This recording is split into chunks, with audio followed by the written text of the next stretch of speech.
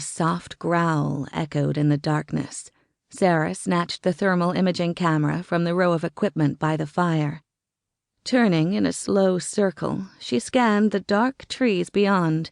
Nothing moved. Just as she was taking a few tentative steps through the ferns and thick brush, a branch snapped, making her jump. Another growl pierced the silence. She clutched her chest as if that might calm her racing heart. 5 years as a Bigfoot researcher, and she was still not used to the occasional howl. Then again, no animal she had ever encountered before had made such an ominous and menacing sound. She stopped for a moment and listened, her heart thumping hard in her eardrums. "Show yourself!" Her voice echoed from the trees with a courage she couldn't feel. A shiver slid down her spine as she pulled her radio off her belt. "Base camp to Adam. Computer screens flashing like crazy. Something broke the perimeter line." The radio crackled and a voice answered. "Adam to base camp. What zone?" "Zone 3. All cameras up and running, but I don't see anything out of the ordinary. I'm getting sounds over here. Some movement, too. I'm gonna check it out. Over." "Wait, all by yourself?" Adam's snort carried through the static. "No way! Just because you're running this operation, that doesn't give you permission to break protocol. Stay by the fire. We're coming." "Sure, bring in the cavalry." Sarah rolled her eyes as she picked up her infrared camera. "Listen, in the meantime, I'll just walk around the perimeter, that's all.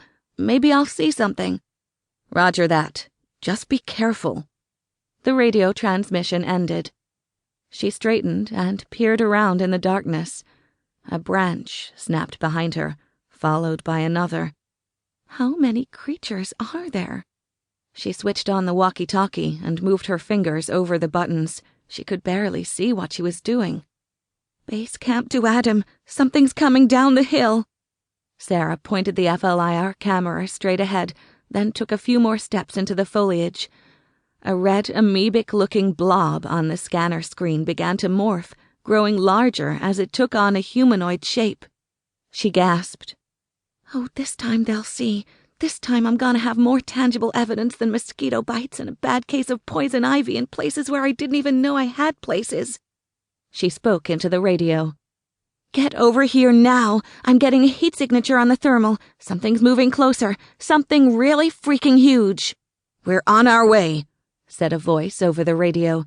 "Stay put and be careful." She shouted into the walkie-talkie. "Is every team still in place? Nobody was supposed to return to base camp without my permission. Do you hear me, Adam?"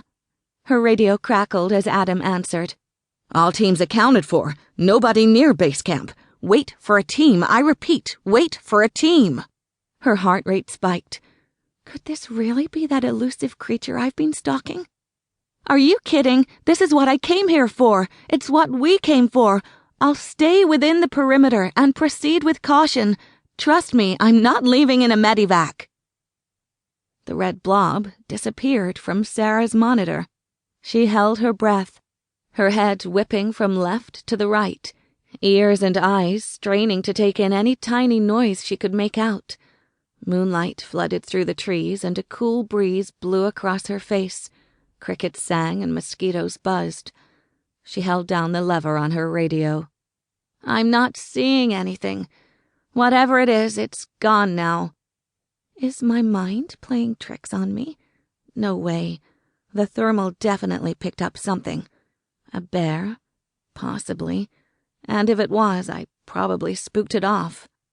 She spun in a slow circle, extending the thermal image camera. Suddenly, there was a snap of another twig. Strong arms gripped her from behind. She screamed, flailing wildly, sending her camera flying into the woodlands. "Calm down," a voice said, laughing. "It's only me. Might want to warn your team that I set off some tripwires on the way here."